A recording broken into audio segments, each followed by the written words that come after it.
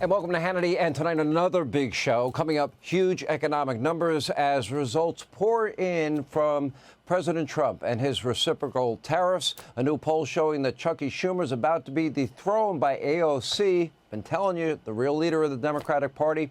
Also, Dr. Oz just confirmed will be here for his first TV interview since joining the Trump administration.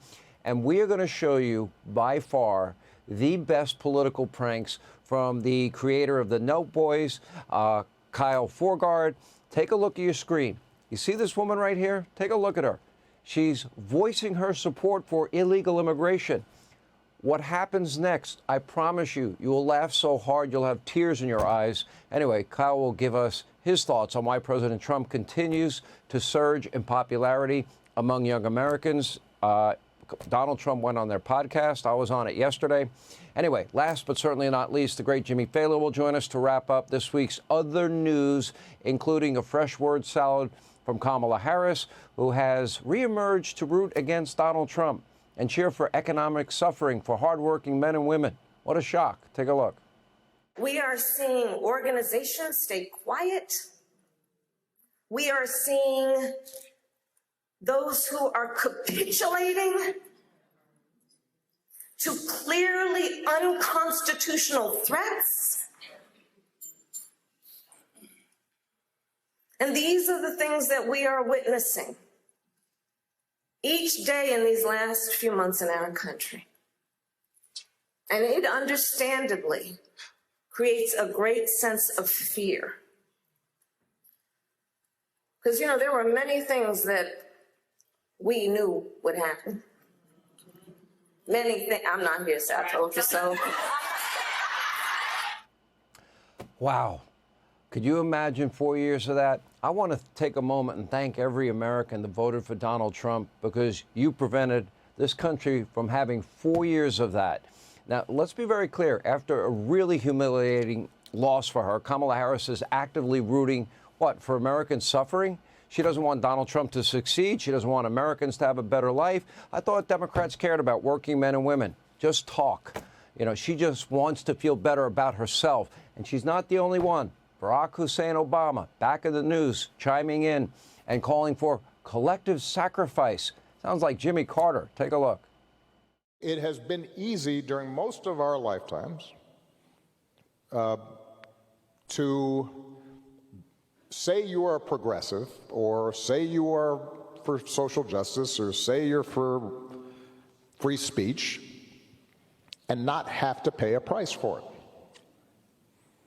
And now we're at one of those moments where, you know what, it's not enough just to say you're for something. You may actually have to do something and possibly sacrifice a little bit. Excuse me, the people that want to silence, and the people that want to cancel, and the people that boycott, and the people that are woke, and the word police, that would be his party. In other words, but if you listen to Obama, he too is rooting for Americans to suffer so that he can finally get Trump once and for all. Of course, Obama won't experience any suffering himself. He has his many multiple mansions all across the country in places like beautiful Martha's Vineyard.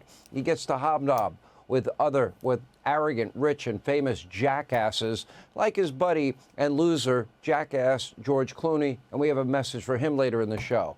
Now, for Obama, one big political game, doesn't really care about the quality of your life, the suffering you had the last 4 years. He remains silent about the lies on immigration, the biggest national security threat in our lifetime.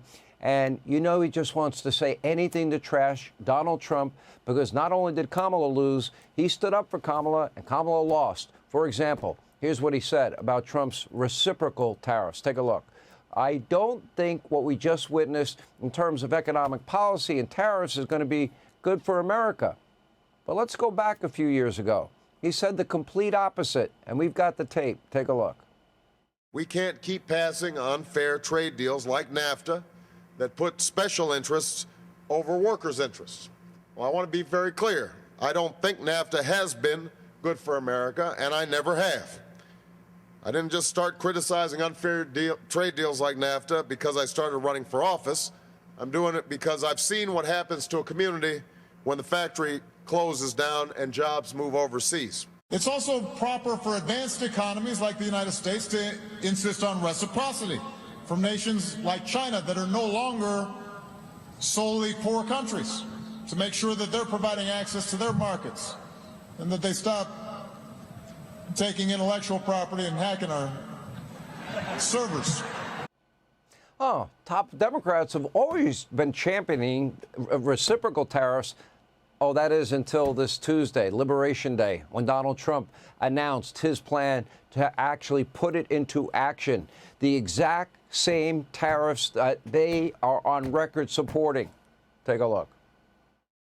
That the average U.S. MFN tariff on Chinese goods coming into the United States is 2%, whereas the average Chinese MFN tariff on U.S. goods going into China is 35%. Is that reciprocal? What they have said is that we need to not worry about manufacturing in America, because what we should establish is a policy of unfettered free trade. We don't need tariffs.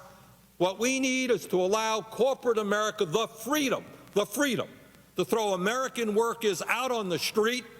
So I have been one of the chief critics of status quo on trade.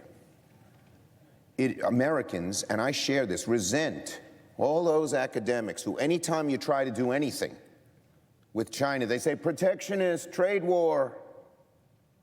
The bottom line is simple. China's eating our lunch. China's rapacious. It's amazing, you know, what tape can do. It just reminds you what hypocrites, what liars they are. Now, instead of working together with President Trump on a policy they've openly advocated for and enacting a trade policy they've always supported, Democrats, they are fomenting panic and hysteria. As per usual, well, this hand-wringing, it will be short-lived. According to the White House, Vietnam, they're already begging, they're offering to eliminate tariffs on the U.S. Cambodia, also desperate for a deal with Donald Trump, with reports that the country is willing to slash their tariffs from 35% to 5%. Reciprocal. They'll benefit, we'll benefit. That's the beauty of it. They have the choice, free and fair trade or reciprocal tariffs. Up to them. Here at home, both General Motors, Nissan, they're working fast to expand their manufacturing plants right here in the USA, high-paying career jobs. There are dozens of other countries now working behind the scenes to lower their own tariffs and finally create a level playing field with the United States that they have been abusing and taking advantage of because we've had politicians that let them do it. Most importantly, as FoxNews.com, an opinion piece points out, quote, Liberation Day is about investment, not in financial derivatives or foreign product change, but in our own people to create jobs for them. Now, this is about putting America and American jobs first.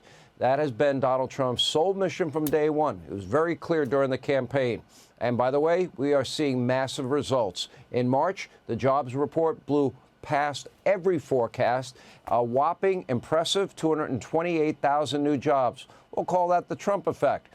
In contrast, Canada, they lost 33,000 jobs. So let's be clear. Our country, we are not a charity for the rest of the world. We compete with the rest of the world. They've been taking advantage of us. They've been abusing us. Frankly, we've let them do it.